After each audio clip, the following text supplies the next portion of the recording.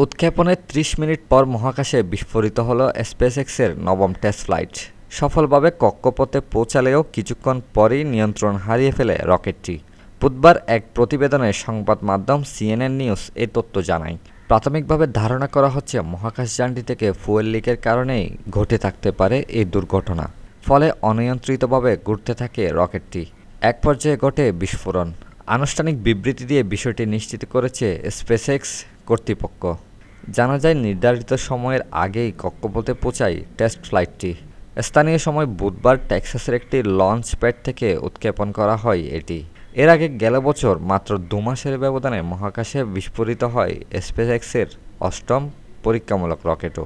SpaceX সাধারণত test ফ্লাইটগুলিকে গবেষণার সাফল্য হিসেবে উপস্থাপন করে।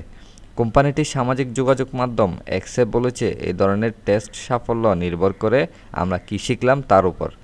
তবে স্টারশিপ মহাকাশযানটি বেশ কিছু গুরুত্বপূর্ণ টেস্ট মাইলফলক অর্জন করতে ব্যর্থ হয়েছে, যেমন মহাকাশের নকল স্যাটেলাইট মোতায়েন করা এবং ইঞ্জিন পুনরায় চালু করার চেষ্টা।